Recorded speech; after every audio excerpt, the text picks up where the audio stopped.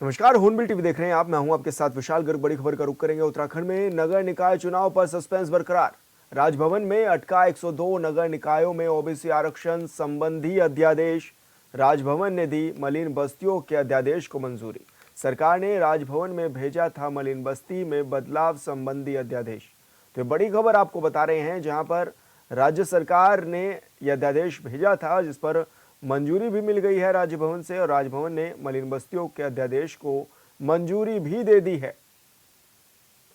सरकार ने राजभवन में भेजा था मलिन बस्ती में बदलाव संबंधी अध्यादेश। तो ये बड़ी खबर आपको बता रहे हैं, जहां पर उत्तराखंड में नगर निकाय चुनाव पर अभी भी सस्पेंस बरकरार है। और संवाददाता अरुण सैनी हमारे साथ फोन लाइन पर जुड़ गए हैं। अरुण, क्या कुछ जानकारी मिल रही है, कब निकाय चुनाव होना संभवत है, और ऐसे में क्या माने, किस तरह से ये आदेश भी पारित कर दिए गए हैं? जी विशाल, नगर निकाय चुनाव को लेकर के प्रदेश में संशय बरकरार है कि कब निकाय चुनाव होगा, इसको लेकर कुछ भी स्पष्ट तौर पर नहीं कहा जा सकता, क्योंकि राजभवन में ओबीसी आरक्षण जो है वो मंजूरी मिली थी, लेकिन इसी के बाद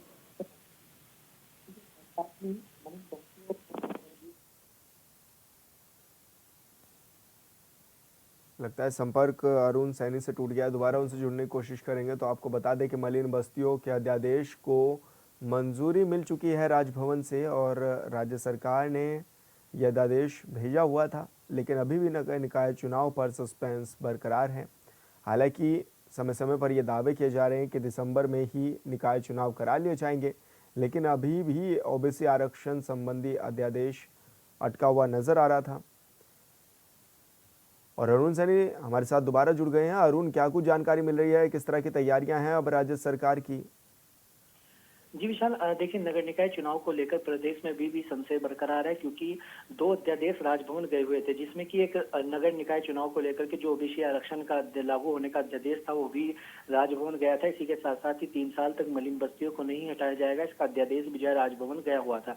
ऐसे में मलिन बस्तियों वाले अध्यादेश को जो है राजभवन की मंजूरी मिल चुकी है, लेकिन नगर निकाय चुनाव को लेकर के जो अध्यादेश राजभवन गया था ओबीसी आरक्षण को लेकर, उसे राजभवन की मंजूरी नहीं मिली है। ऐसे में ये भी खबरें सामने आ रही हैं कि हो सकता है कि राजभवन उसे अध्यादेश को वापस भी जो है वो कर सकता है। लेकिन ऐसे में तो इसको लेकर अभी भी संशय के बादल बने हुए हैं कि आखिर प्रदेश में निकाय चुनाव कब होंगे। लेकिन सरकार के इसको के पास एक अलग जो है रास्ता भी है निकाय चुनाव प्रदेश में कराने का, जिसमें कि सुप्रीम कोर्ट के आदेश हैं, और सुप्रीम कोर्ट के आदेश के अनुसार ओबीसी आरक्षण को उसके संबंधित एकल सदस्यीय रिपोर्ट जो है आयोग बनाए जाने को लेकर के आदेश दिए गए थे, और उस आयोग के हिसाब से जो है राज्य सरकार अपने अपने राज्यों में जो है वो चुनाव निकाय चुनाव करा सकती है। तो ऐसे में वो भी एक रास्ता अब प्रदेश सरकार के पास बचा हुआ है। लेकिन ऐसे में एक सप्ताह के अंदर अंदर ये तमाम स्थिति स्पष्ट हो जाएगी कि आखिर किस तरीके से जो है प्रदेश में निकाय चुनाव होते हैं, राजभवन की मंजूरी उस अध्यादेश को मिलती है नहीं मिलती, या फिर सरकार दूसरा जो रास्ता है सुप्रीम कोर्ट के आदेशों का उसके तहत चुनाव कराती है या नहीं, तमाम चीजें अभी देखने वाली होंगी। तो ऐसे में क्या माने, जिस तरह से बार बार दावे भी किए जाते हैं कि दिसंबर में चुनाव करा लिए जाएंगे, लेकिन सस्पेंस अभी भी बरकरार है अरुण? जी विशाल, बिल्कुल सस्पेंस लगातार बरकरार है, और ऐसे में निर्वाचन आयोग के द्वारा सरकार के द्वारा दावा किया जा रहा है कि दिसंबर माह में चुनाव करा लिया जाएगा, लेकिन इसको लेकर अभी भी कुछ भी स्पष्ट तौर पर नहीं कहा जा सकता, क्योंकि ओबीसी आरक्षण जो लागू होना है उसे लागू किया जाएगा, उसके बाद उसमें आपत्तियां भी आएंगी, उनका निस्तारण भी होगा, इसी में भी लंबा वक्त लगेगा। तो ऐसे में अब कब तक जो है इसको लेकर स्थिति स्पष्ट होती है, जो अध्यादेश राजभवन गया उसे मंजूरी मिलती या नहीं मिलती है, या सरकार फिर दूसरा क्या रास्ता है जो सुप्रीम कोर्ट के आदेशों का रास्ता है उसके तहत चुनाव कराती है या नहीं, ये तमाम चीजें अभी इसके लिए थोड़ा इंतजार करना होगा। इस सप्ताह जो है माना जा रहा है कि तमाम चीजें जो है वो क्लियर हो जाएंगी। बिल्कुल अरुण, बहुत शुक्रिया आपका तमाम जानकारी साझा करने के लिए। राज्य में पंचायतों में चुनाव न कराने और प्रशासकों की नियुक्ति किए जाने से कांग्रेस प्रदेश अध्यक्ष सरकार पर लगातार आक्रोश दिखाई दे रहे हैं, जिसको लेकर बीजेपी प्रदेश मीडिया प्रभारी मनमीत चौहान का कहना है कि बीजेपी ब्लॉक प्रमुखों और पंचायत प्रतिनिधियों के साथ हमेशा खड़ी है। हालांकि उनके कार्यकाल को बढ़ाया नहीं जा सका, लेकिन पंचायत में व्यवस्था सुनिश्चित करने के लिए ही प्रशासकों की नियुक्ति दी गई है।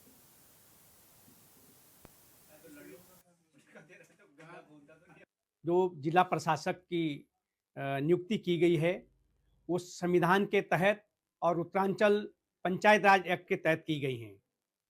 और साथ ही ये नियुक्तियां कोई पहली बार नहीं हुई हैं। कांग्रेस के शासनकाल में और अन्य राज्यों में भी इस तरह की प्रशासकों की नियुक्तियां होती रही हैं। लेकिन कांग्रेस की मांगें बड़ी अनोखी होती हैं। वो कभी ग्राम प्रधानों की, कभी ब्लॉक प्रमुखों की के कार्यकाल को बढ़ाने की भी बात कर रहे थे। लेकिन सरकार उनके हमेशा प्रधानों की और ब्लॉक प्रमुखों के साथ खड़ी रही है। लेकिन संविधान के तहत और न्याय विभाग की राय के बाद कार्यकाल बढ़ाना संभव नहीं हो सका। देहरादून सचिवालय में मुख्यमंत्री पुष्कर सिंह धामी ने 61 व्यक्तियों को ऑनलाइन वृद्धा पेंशन वितरित की है। सीएम ने सितंबर 2024 से अक्टूबर 2024 के बीच प्रदेश में 60 वर्ष की आयु पूरी करने वाले कुल 61 व्यक्तियों को ऑनलाइन माध्यम से वृद्धा पेंशन का वितरण भी किया है। बता दें कि मुख्यमंत्री के निर्देश पर राज्य में पहली बार 60 वर्ष की आयु पूरी करते ही राज्य के व्यक्तियों को पेंशन स्वीकृत किए जाने की कार्रवाई की गई है, जिसके लिए 59 वर्ष 6 माह की आयु पूरी करने वाले व्यक्ति समाज कल्याण विभाग के पेंशन पोर्टल पर आवेदन कर सकते हैं।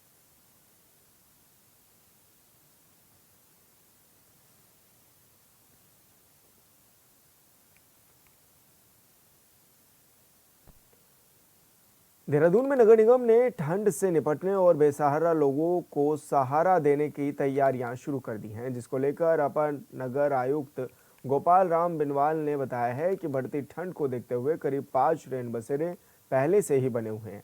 इसके साथ ही एक कम्युनिटी हॉल डालनवाला में भी बनाया गया है। उन्होंने बताया कि 51 जगह ऐसी है जहां नगर निगम ने अलाव की व्यवस्था की है। रेन बसेरों में सारे संसाधन भी उपलब्ध कराए जा रहे हैं।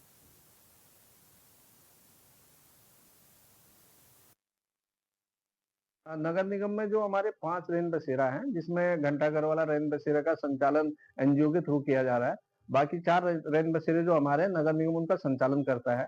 और लगभग 51 हमारे जहां पर अलाव जलता वो पॉइंट आइडेंटिफाई है, और जहां पर हमें आवश्यकता होगी उस पॉइंट को भी बढ़ाया जाएगा।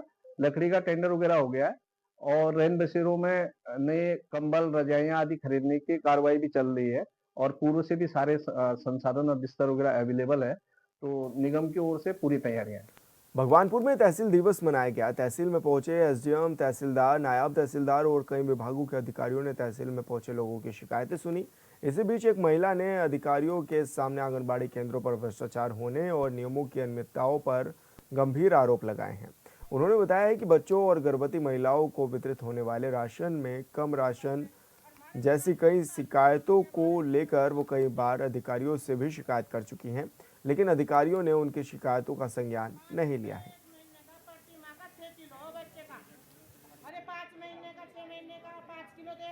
आ रही है एसडीएम साहब के पास 3 दिन से यही बात सुनने आ रही, आएंगे जांच पे आएंगे, जबकि आंगनबाड़ी के अंदर में मीनू के हिसाब से खाना, और वो खाना मीनू के हिसाब से नहीं मिल रहा। आज का था क्या नाम, इलायची दाना मुरमुरे और पुलाव की सब्जी की, लेकिन कुछ नहीं बच्चों को मिल रहा। अगर मैं ये शिकायत लगा रही कि बच्चे भूख के जा रहे, रो रहे, इनके घर में सिलेंडर धरे, इनके घर में कुकर धरे, वो कोई वाटर कूलर पानी की भी सुविधा नहीं है बच्चों के लिए। अगर मैं बोल रही तो मुझे कह रहे कि तो फालतू बोल रही। तो एक पटवारी है, मैं नहीं जानती कौन से क्षेत्र का पटवारी है, वो बोल रहा कि तो बोलने चली जाएगी। जब चीज की लगाए कि बच्चे भूख के प्यासे जा रहे, इनका नाश्ता भी है मन भाव करने के लिए और मनोरंजन करने के लिए, इनका खाना भी है। सेंटर नंबर 6 के 6 हैं, centre number 5, centre number 8, centre number 6, centre number 7, centre number 10। 15 दिन में तो बहुत कुछ हो।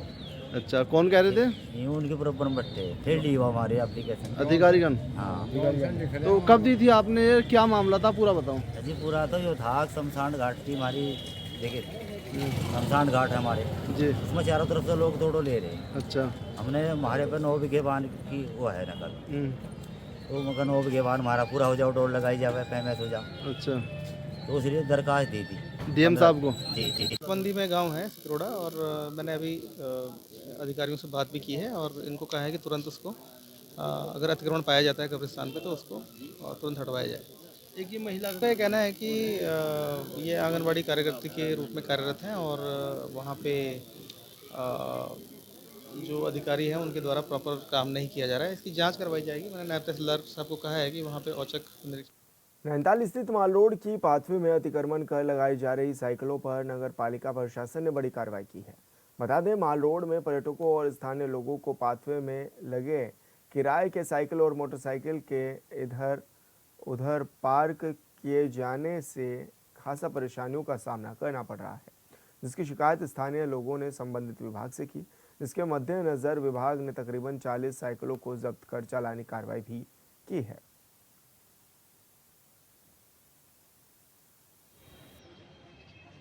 जिलाधिकारी महोदय के निर्देश के क्रम में आज नगरपालिका की टीम के द्वारा माल रोड में सड़क पर जिनके भी द्वारा साइकिल वगैरह पार्क की गई थी उसको जब्त किया गया है। 40 से 50 साइकिलें हमने जब्त की हैं और अब जैसे ही ये लोग हमारे पास आते हैं साइकिलें लेने तो उस पर चालानी कार्रवाई की जाएगी नगरपालिका की ओर से। इसके अलावा माल रोड में आप देखते हैं कि कभी कभी खोखा फड़ वाले भी लगते हैं, अवैध वेंडर्स, क्योंकि वो नो पार्किंग जोन भी है और नो वेंडिंग जोन भी है।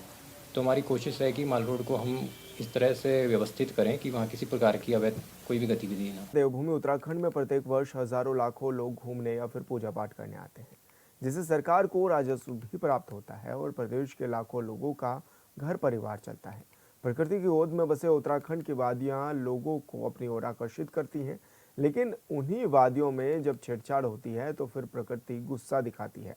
मौजूदा वक्त में चिंता की बात यह है कि साल दर साल देवभूमि में नए लैंडस्लाइड जोन बन रहे हैं, जिस पर अगर जल्दी ध्यान नहीं दिया गया तो आने वाले समय में भारी नुकसान उठाना पड़ सकता है। इन सबके बीच ये भी सच है कि पहाड़ के कई इलाकों में आज भी मूलभूत सुविधाओं का घोर अभाव है, जिसे दूर करने की कोशिश की जा रही है, लेकिन सवाल ये है कि किन शर्तों पर। इस रिपोर्ट में देखिए। उत्तराखंड में बड़े संवेदनशील जोन, लैंडस्लाइड जोन बढ़ने से बड़ी चिंता।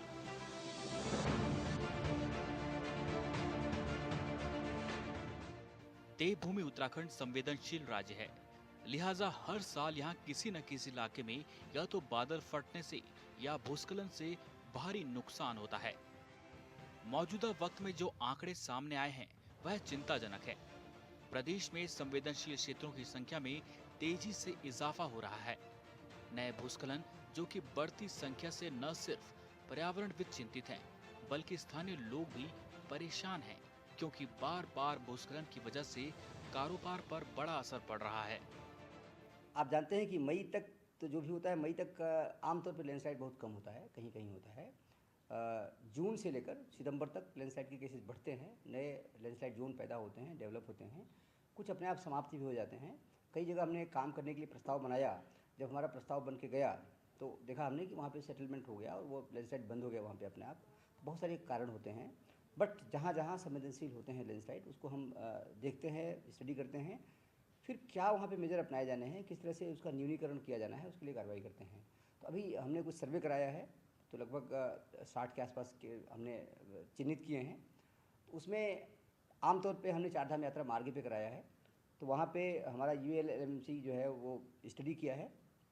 तो जो कंसर्न डिपार्टमेंट है, जिसके अधिकार क्षेत्र में वो आता है, जिसके प्रॉपर्टी को नुकसान हो सकता है, उनको सूची भेजी है हम लोगों ने और उनसे ये रिक्वेस्ट किया कि इसमें आप देखें इसमें क्या क्या कार्रवाई की जाना है, सजेशन भी दिया अपना हमने। इसके बाद वो अपना फंड की व्यवस्था करेंगे, काम कराएंगे। अगर कहीं जनहित में कोई आवश्यकता होगी तो अगर हमारे राज्य की प्रॉपर्टी है तो उसमें हम काम कराएंगे। 31 मई से 21 अगस्त तक 37 क्रोनिक जोन, 16 नवंबर तक क्रोनिक जोन की संख्या 62। उत्तराखंड में बीजेपी की डबल इंजन वाली सरकार क्रोनिक भूस्खलन जोन, यानी जहां बार बार भूस्खलन हो रहा है, वहां उचित उपचार की कोशिश कर रही है। खबर के मुताबिक इस साल 31 मई से 21 अगस्त के दौरान प्रमुख सड़कों के किनारे 37 क्रोनिक भूस्खलन जोन चिन्हित किए गए थे, लेकिन नवंबर 16 तक क्रोनिक संवेदनशील जोन की संख्या बढ़कर अब 62 हो गई है।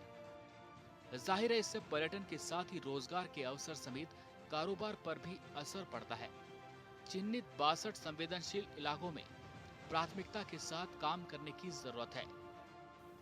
अभी हमारी तैयारी चल रही है आपदा से निपटने के लिए, क्योंकि कुछ समय बाद बर्फबारी होगी, रास्ते बंद होंगे, पेड़ टूटेंगे और तमाम तरह की दिक्कतें आएंगी, तो उसके लिए हम लोग तैयारी कर रहे हैं।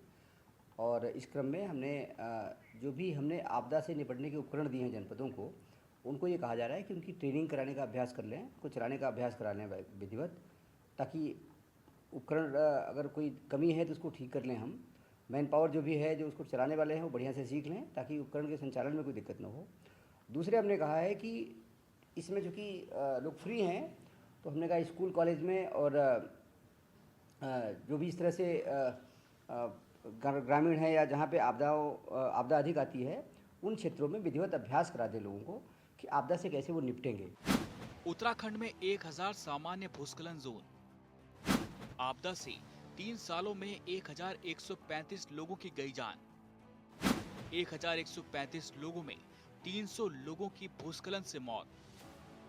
उत्तराखंड में क्रोनिक भूस्खलन जोन को छोड़ भी दें तो 1000 सामान्य भूस्खलन जोन भी हैं, जहां समय समय पर भूस्खलन की वजह से लोगों को परेशानी होती है। संवेदनशील प्रदेश उत्तराखंड में आंकड़ों को देखें, साल दर साल नए नए भूस्खलन जोन बन रहे हैं।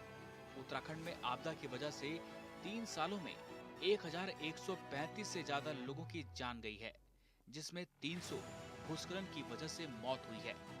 फर्स्ट रिस्पॉन्डर वही लोग होते हैं जो जहाँ पे आपदा अधिक आती है, वो हम कर रहे हैं। एक चीज़ और किया है हमने कि पिछले 15 सालों में जनपद में या किसी क्षेत्र विशेष में किस किस प्रकार की आपदा आई है, किस प्रकार से हमने उसको हैंडल किया है। जाहिर सी बात है, जब हम कोई काम करते हैं तो कुछ कमियां भी रह जाती हैं जिनको सुधार की गुंजाइश रहती है। तो हमने ये भी कहा है कि जो आपदा पूर्व में आई है उसको किस तरह से टैकल किया आपने, किस तरह से हैंडल किया है और क्या कमियां रह गई हैं उसका मूल्यांकन करें, ताकि उस प्रकार की आपदा अगर पुनः आती है तो हम विधिवत उसका मुकाबला कर सकें, विधिवत उसे लोगों का जीवन बचा सकें और राहत दिला सकें। इस तरह से काम कर रहे हैं। ज्यादातर क्रोनिक जोन एनएच के ही किनारे। केंद्र राज्य मंत्री की कार्यशैली पर भी सवाल। अल्मोड़ा सांसद अजय टम्टा है केंद्र राज्य मंत्री। देवभूमि में ज्यादातर क्रोनिक जोन एनएच के किनारे हैं, लिहाजा सवाल अक्सर उठता रहता है कि प्रदेश में ही बीजेपी के सांसद अजय टम्टा केंद्र सड़क परिवहन और राज्य मंत्री हैं, तो फिर एनएच किनारे हो रहे भूस्खलन पर तेजी से काम क्यों नहीं हो रहा। पिछले दिनों अजय टम्टा अल्मोड़ा पहुंचे थे, जहां उन्होंने अधिकारियों के साथ भूस्खलन जोन का स्थल निरीक्षण किया था। दरअसल अल्मोड़ा हल्द्वानी हाईवे पर क्वारा भी क्रोनिक भूस्खलन जोन है, जहां आए दिन भूस्खलन हो रहा है, जिससे अल्मोड़ा की जनता परेशान है। ठीक है, पहली बात तो ये अच्छा है कि हम उन क्षेत्रों को चिन्हित कर रहे हैं जहाँ पर दुर्घटनाएं संभावित हैं, जहाँ आपदा संभावित है, और निश्चित तौर पर उन क्षेत्रों से जहाँ पर विस्थापन की आवश्यकता होगी वहाँ विस्थापन होगा, जहाँ ट्रीटमेंट की आवश्यकता होगी वहाँ ट्रीटमेंट किया जाएगा। जब वहाँ के आसपास के लोगों को ये मालूम होगा ये वेनरेबल क्षेत्र हैं, ये दुर्घटनाएं कल घट सकती हैं, तो वो भी सतर्क रहेंगे, तो उससे आने वाले समय में जो नुकसान है वो कम हो पाएगा, जान माल की हानि को बचाया जा सकता है। तो ये अच्छा है, सरकार की एक अच्छी पहल है जो ऐसे क्षेत्रों को चिन्हित करके इस पर आगे बढ़ रही है। प्रत्येक वर्ष लाखों लोग आते हैं देवभूमि। जल्द शुरू होने वाली शीतकालीन यात्रा। न्यू ईयर पर भी पहुंचे हैं बाहर से लोग। उत्तराखंड में इसी महीने शीतकालीन यात्रा की शुरुआत होने वाली है। जाहिर है यात्रा में हजारों की संख्या में तीर्थ यात्री पहुंचते हैं। साथ ही न्यू ईयर पर भी लाखों लोग परिवार और दोस्तों के साथ उत्तराखंड आते हैं और ये जानते हैं कि तीर्थ यात्रियों और पर्यटकों की वजह से ही प्रदेश से लाखों लोगों का घर परिवार चलता है। लिहाजा जरूरी हो जाता है कि यात्रा शुरू होने से पहले इन चिन्हित 62 जगहों पर काम किया जाए, ताकि भूस्खलन का डर ना हो और यात्रा सुचारू रूप से चलने के साथ ही पर्यटकों को भी परेशानी ना हो। भूगर्भीय स्थितियां इसकी ऐसी हैं कि बनावट की जो प्रक्रिया है वो हजारों साल तक जारी रहनी है, तो उसमें चाहे भूस्खलन वाले जोन हो, भूधसाव वाले जोन हो, तमाम हलचलें जो भूगर्भीय होती हैं उनका, बादल फटने की घटनाएं, भूकंपीय घटनाएं, ये उत्तराखंड के इस हिमालयी भूभाग में हमेशा जारी रहेंगी। और भूस्खलन की जो आपका ये कहना है कि वो ज़्यादा जगह चिन्हित हुई हैं, मैं समझता हूँ कि इसका बड़ा कारण ये है कि जो अवैज्ञानिक तरीके से पूरे पहाड़ के साथ छेड़छाड़ हो रही है, चाहे वो ऑल वेदर रोड के नाम पर हो, भारी मशीनें चलाई जा रही हैं, टनलिंग हो रही है, अंधाधुंध वहाँ पर खनन हो रहा है। ये सारे कारण हैं जिसके कारण मैं समझता हूँ कि ये जितने डिजास्टर प्रोन एरियाज़ हैं उनकी संख्या बढ़ रही है। बार बार भूस्खलन से पड़ता है बड़ा असर। भूस्खलन जोन में उचित उपचार की जरूरत। पर्यावरण की अनदेखी से बार बार भूस्खलन। विकास कार्यों के नाम पर काटे जाते हैं पहाड़। पहुंचाएंगे नुकसान तो पहाड़ दिखाएगा गुस्सा। विकास कार्य है जरूरी, लेकिन किन शर्तों पर? पहाड़ में बन रहे नए भूस्खलन जोन को लेकर कई तरह के सवाल हैं, जिसका जवाब सियासत करने वालों से कम उम्मीद नहीं की जा सकती, क्योंकि सियासत करने वाले कभी भी ऐसे मुद्दों पर अपनी गलतियां मानने को तैयार नहीं होते और सवालों पर घुमा फिराकर जवाब देना उनकी आदत होती है। लेकिन जानकार इस बात पर जोर देते हैं कि भूस्खलन के कई कारण होते हैं, जिनमें एक बड़ा निर्माण कार्य भी शामिल है। सभी चाहते हैं कि पहाड़ के लोगों तक मूलभूत सुविधाएं पहुंचे, लेकिन किस शर्त पर, यह बड़ा सवाल है। अगर हम और पर्यावरण की अनदेखी करेंगे तो इसका भुगतान तो करना पड़ेगा। इस बात से कोई इनकार नहीं कर सकता है। Bureau report, hornbill TV.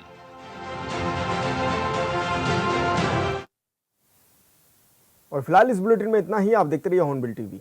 नमस्कार।